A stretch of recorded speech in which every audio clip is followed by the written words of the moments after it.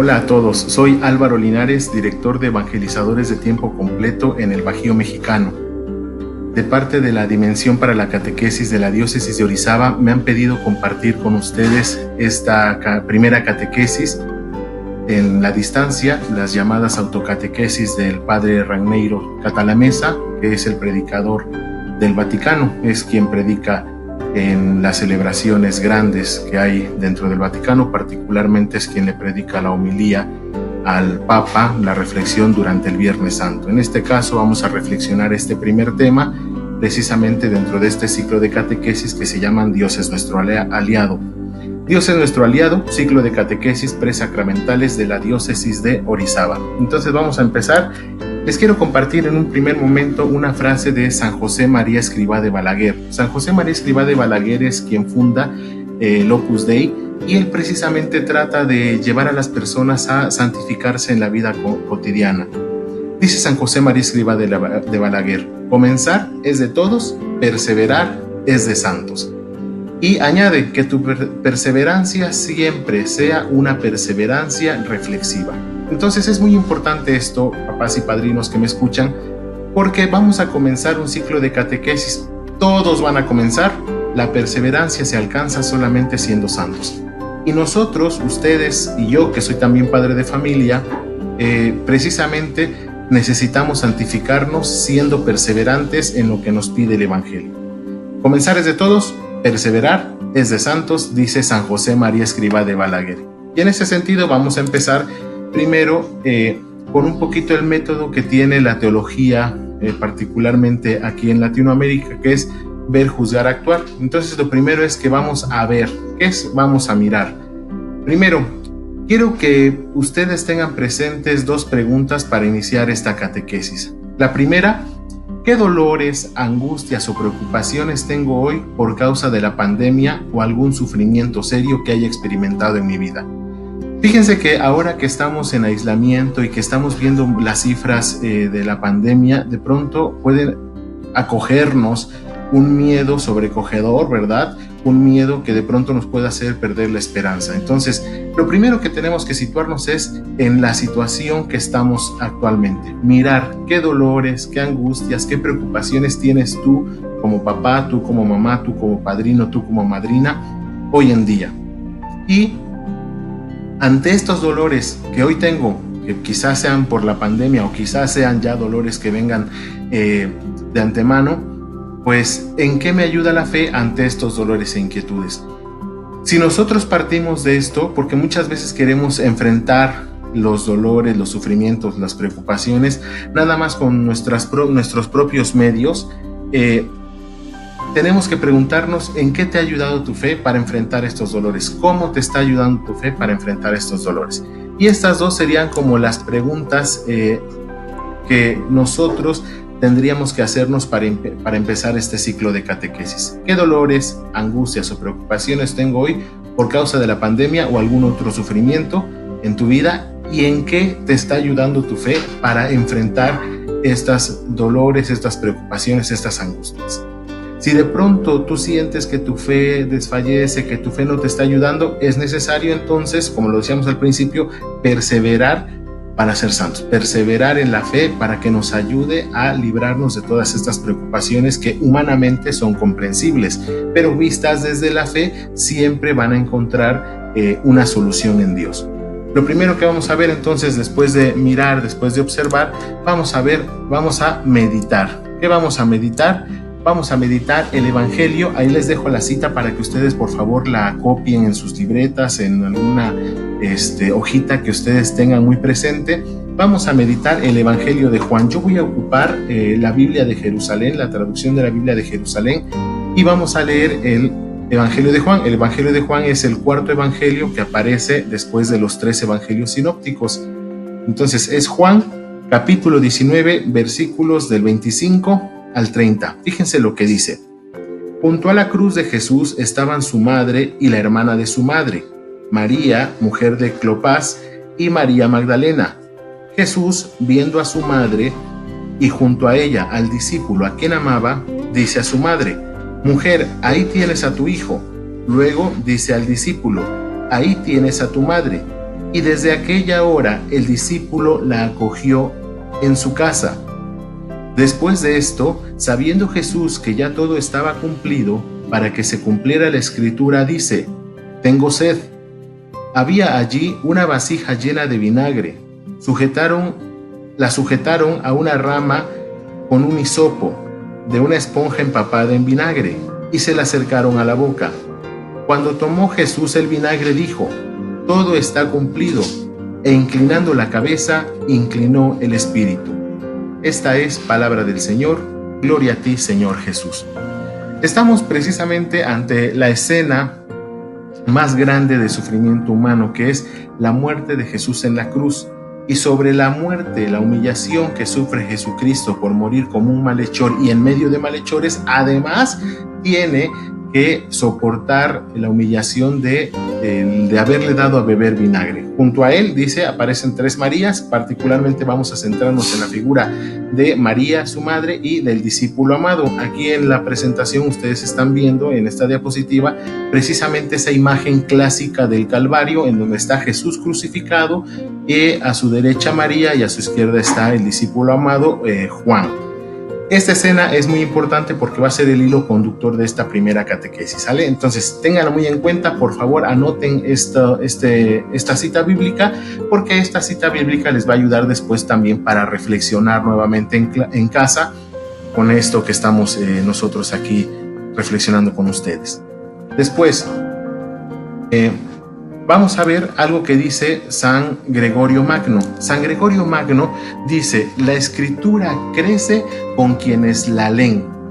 La primera pregunta que teníamos que hacernos como papás es: ¿qué tanto estoy leyendo en casa la Sagrada Escritura? ¿La Escritura ocupa un lugar importante dentro de la vida con mi familia o es un accesorio más? Me da mucha tristeza muchas veces encontrar que va uno a casas donde tienen escrituras, sagradas Biblias que son hermosas, pero que solamente son un aditamento más dentro del altar, un adorno más dentro del altar, como si fueran unas flores, como si fuera otro tipo de ornamentación dentro del altar familiar. Y tú dices, la verdad es que esa Biblia pues no es para adornar. La Biblia es la Sagrada Escritura, la Biblia es Jesucristo hecho palabra, y que se te da para alimentarte. Por eso dice San Gregorio Magno: la Escritura crece con quienes la leen. Si ustedes leen asiduamente la Escritura, si ustedes se proponen, vamos a decir, por lo menos un versículo diario en familia, meditarlo unos minutitos, con eso basta y van a ir creciendo junto con la Escritura, así como lo dice San Gregorio Magno. A este respecto me gustaría decir precisamente lo que es esto precisamente. La Escritura expresa significados siempre nuevos en función de las preguntas que el hombre lleva en su corazón al leerla. Todos tenemos diversas dudas, diversas preguntas, y la Escritura va a tener siempre nuevos significados. Uno de los pretextos más comunes que nosotros encontramos en las personas es que muchas personas dicen: yo no leo la Escritura porque no la entiendo. Y siempre uno dice, pues lo poco que entiendas o lo mucho que entiendas, eso llévalo a la práctica, porque eso te está hablando a ti, es la forma en cómo Dios se va manifestando en tu vida. Entonces, la Escritura, la Sagrada Escritura, la palabra de Dios va a expresar siempre significados nuevos, dependiendo de cada circunstancia de vida. Por eso es importante siempre refugiarse en la Sagrada Escritura. Tienes un problema, tienes una preocupación, refúgiate en la Escritura. Tienes una alegría, tienes un gozo, has logrado un éxito, refúgiate en la Escritura, porque en los gozos y en las fatigas, la Sagrada Escritura va a dar nuevos significados para tu vida. Eso es muy importante. Ahora, el tema que nosotros acabamos de escuchar, la cita de Juan 19, del 25 al 30, es precisamente el relato más grande del mal que jamás se cometió en la tierra. Es decir, el justo, el bueno, el santo, el Hijo de Dios, da la vida en la cruz como un malhechor, en medio de malhechores y en medio de humillaciones. Nosotros tenemos dos caminos para leer este pasaje de la Escritura. Primero, lo podemos leer desde las causas. explicar los porqués, explicar el por qué Jesucristo llegó a la cruz. Y uno podría especular en las causas teológicas: el pecado original, nuestros pecados personales, nuestra apatía con respecto al plan de Dios, la infidelidad del pueblo de Israel. Hay muchas causas, muchos porqués. La verdad es que nosotros tendremos que leer siempre la Escritura no desde los porqués, sino desde los para qués. Es decir, podemos este relato leerlo, lo podemos leer desde las causas o lo podemos leer desde los efectos. Y en la iglesia siempre hemos optado más por los para qués, el leer la Biblia desde el para qué. ¿Para qué Dios se ha manifestado? ¿Para qué ha permitido los sucesos? ¿Para qué se dio la liberación del pueblo de Egipto? ¿Para qué se dio el sacrificio máximo de Jesús en la cruz? ¿Para qué? Y esto es muy importante porque después San Pablo nos va a explicar algo muy importante dentro del capítulo 5 de los Romanos. Vamos a ver pues qué es lo que nos dice el capítulo 5 de los Romanos. Dice así: en Romanos capítulo 5, versículos del 1 al 5, aquí está resumido, por eso le ponemos ahí confer nada más, o sea, no es la cita bíblica tal cual, es importante que ustedes la anoten. Romanos capítulo 5, versos del 1 al 5.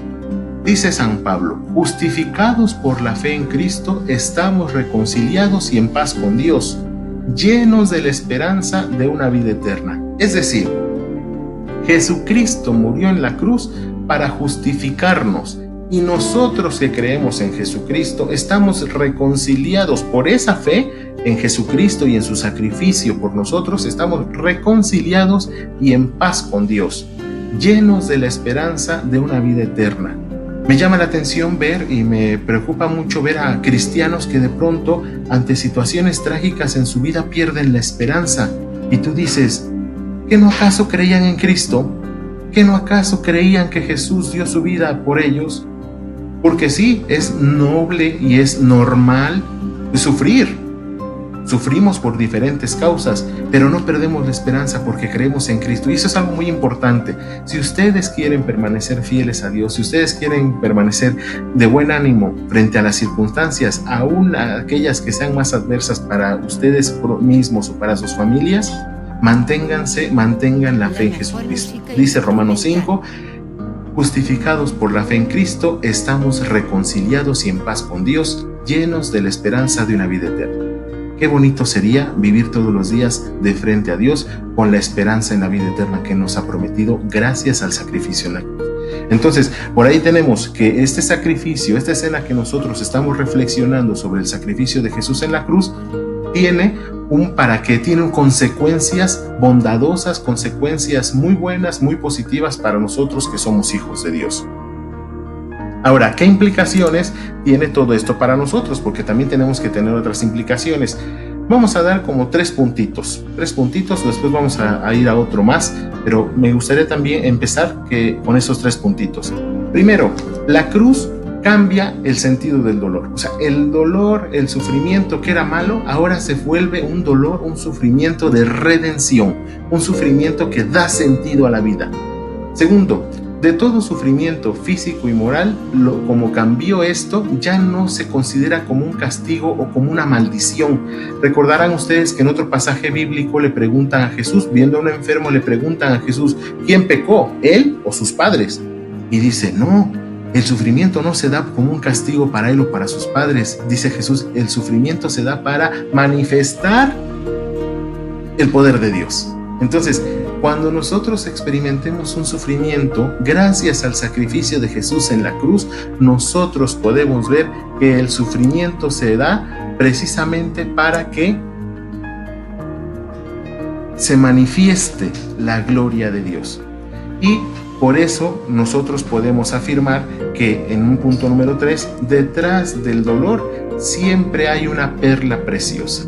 Detrás del dolor siempre hay una perla preciosa. ¿Qué tesoro está escondiendo el sufrimiento en este momento a nivel mundial? ¿Qué tesoro se está escondiendo detrás de las angustias que tienes tú personalmente? Si lo vemos con ojos de fe, poco a poco lo iremos descubriendo. ¿Por qué? Pues porque no se trata de sufrir sin sentido, sino que todos nuestros sufrimientos, todas nuestras preocupaciones, todos los padecimientos que experimentemos en nuestra vida tengan un sentido bueno, un sentido positivo para nosotros. Detrás del dolor siempre hay una perla preciosa. Esa es una idea que me gustaría que se grabaran. Ahora, un siguiente punto de lo que implica para nosotros es que gracias a la cruz de Cristo, el sufrimiento se ha convertido también en una especie de sacramento universal de salvación. Si saben qué es un sacramento es un signo visible, manifiesta el poder de Dios que es invisible, la gracia de Dios que es invisible. Bueno, en el sufrimiento tenemos, dice Ragneiro Catalamesa, tenemos también una especie de sacramento universal de salvación. ¿Qué significa esto? En el sufrimiento nosotros tenemos un signo visible del poder de Dios. ¿Qué es lo que quiere lograr de nosotros con este sufrimiento? Quizá no lo sabemos de manera tan clara, porque recordemos que Dios es un Dios que se deja escuchar en el silencio, que es un Dios misterioso, que es un Dios que nos ama en el misterio. Entonces, gracias a la cruz de Cristo, el sufrimiento se ha convertido también en una especie de sacramento universal de salvación.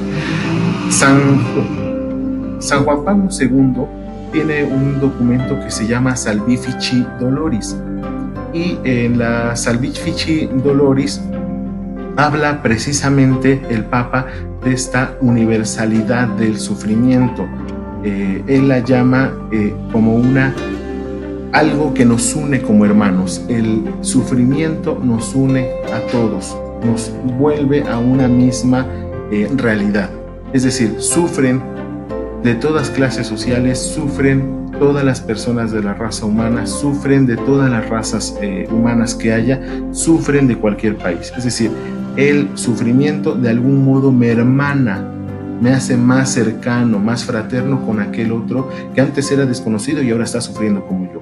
Hoy mismo, gracias a la pandemia, a pesar de ser un hecho trágico, nosotros vemos que como humanidad nos estamos haciendo más fraternos, nos estamos poniendo en una situación de decir, todos estamos sufriendo a la par, todos estamos sufriendo a la par. Y entonces a eso me acerca al otro, porque yo puedo ayudarlo, porque él puede ayudarme, porque todos podemos salir adelante, juntos podemos salir adelante. Entonces, gracias a la cruz de Cristo, el sufrimiento se ha convertido también, escuchen bien, en una especie de sacramento universal del dolor, es decir, una manifestación a través de la cual Dios también nos puede salvar al mundo. Ahora, vamos entonces a pasar por último a dos preguntitas. Miro, ¿qué dolores, angustias o preocupaciones tengo hoy por causa de la pandemia o algún sufrimiento serio que haya experimentado en mi vida?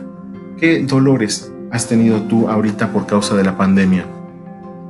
Muchos, personalmente en la familia de mi esposa, pues hemos experimentado la muerte en el trabajo, hemos experimentado también ya la muerte de algunos evangelizadores en diferentes zonas del país, y de pronto esos sufrimientos nos pueden desvanecer si no permanecemos con esperanza en Cristo. ¿Qué dolores tienes en este momento? ¿O qué dolores vienes arrastrando en tu vida, con tu pareja, en tu vida matrimonial, en tu vida con tus hijos? ¿Qué dolores has experimentado en esta vida? ¿Qué sufrimientos traes tú? Porque si nosotros perdemos de vista la fe en los momentos de sufrimiento, pues le perdemos sentido al sufrimiento. Todo esto que yo acabo de decir sería vano si no tenemos fe. ¿Y en qué me ayuda la fe ante estos dolores e inquietudes? Eso es muy importante. Eso es lo que nosotros repetíamos al principio. Ahora, discierno y me comprometo. ¿Qué significa? Primera pregunta, después de todo esto reflexionado, ¿qué significa para mí saber que Jesús también sufrió y puede comprendernos cuando sufrimos?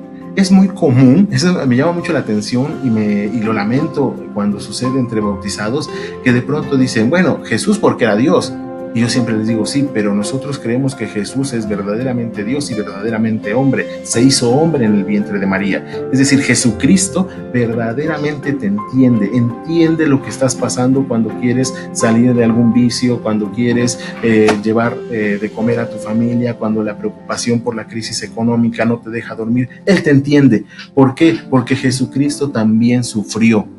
¿Qué significa para mí saber que Jesús también sufrió y puede comprenderte, puede comprenderme cuando sufro? Eso es muy importante porque Jesús se hizo carne como nosotros, sufrió como nosotros, y eso es muy importante tenerlo en cuenta.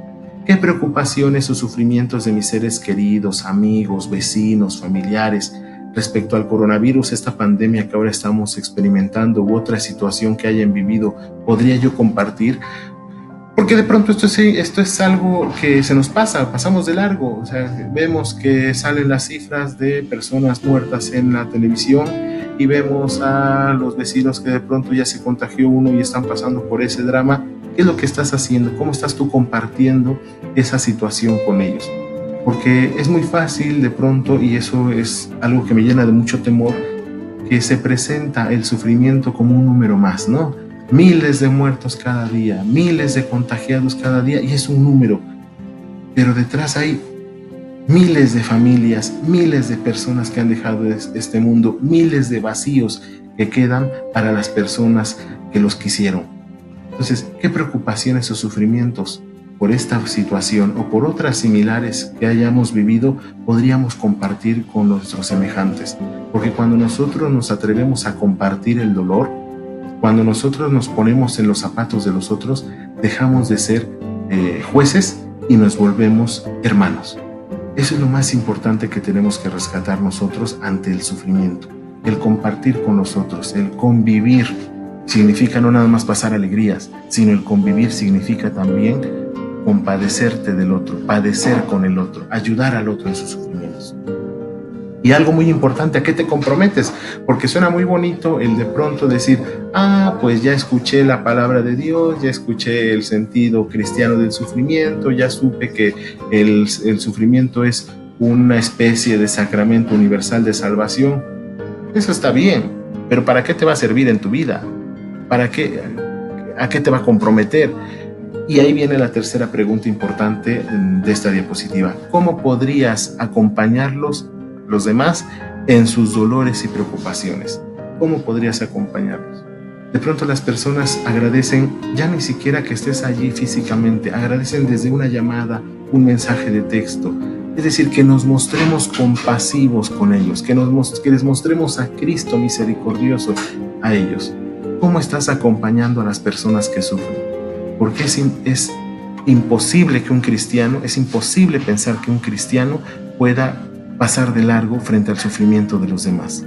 Es muy importante, hermanos, que todos nosotros nos comprometamos a ayudar a los otros, a acompañarlos en sus dolores y en sus sufrimientos. Las personas muchas veces experimentan soledad.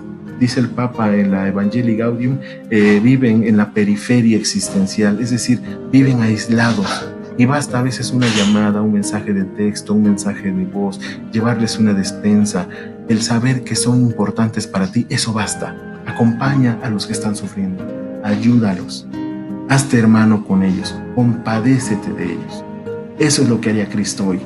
Eso es lo que haría Cristo en este mundo globalizado, acompañaría a todos de una manera personal. Y esto te toca a ti, especialmente papás, padrinos, con tu pareja, con tus hijos, pero también con tus ahijados, a los que tienes que acompañar no nada más en el sacramento, sino a lo largo de la vida, en sus alegrías, pero también los tendrás que acompañar en sus sufrimientos. Ojalá, papás y padrinos, que nosotros les ayudemos a nuestros hijos, a nuestros ahijados, a entender el dolor como un sacramento de salvación, a entender el dolor como algo que Dios permite para darnos un regalo mayor. Ojalá que todos le demos este sentido cristiano al sufrimiento. Me despido, vamos a hacer nada más una oración final. La oración final la vamos a tomar del Salmo 23. Cuando ustedes experimenten angustias, cuando experimenten preocupación, cuando experimenten alguna necesidad, recurran a la Sagrada Escritura. Dice San Gregorio, la Escritura crece con quien la lee. Vamos a hacerla crecer en nuestras vidas y en nuestra familia. En esta oración final vamos a tomar el Salmo 23. Decimos: en el nombre del Padre, y del Hijo, y del Espíritu Santo, nada me puede faltar. Él me hace descansar en verdes praderas, me conduce a las aguas tranquilas y repara mis fuerzas. Me guía por el recto sendero, por amor de su nombre. Aunque cruce por oscuras quebradas, no temeré ningún mal, porque tú estás conmigo. Y vamos pues a despedirnos diciendo un Ave María, encomendándonos a María Santísima, auxilio de los cristianos. Decimos: Dios te salve María, llena de gracia, el Señor es contigo. Bendita tú entre todas las mujeres, y bendito el fruto de tu vientre, Jesús. Santa María, Madre de Dios, ruega por nosotros pecadores, ahora y en la hora de nuestra muerte. Amén. A todos ustedes que me acompañaron durante esta primera catequesis, les doy las gracias por su atención. Espero, como lo dice San José María Escrivá de Balaguer, que pues todos empiecen, pero también todos santamente perseveren. Empezar es de todos, perseverar es de santos. Dios les bendiga, muchas gracias por su atención. Me dio mucho gusto estar en esta primera catequesis con ustedes. Soy Álvaro Linares y estoy a sus órdenes.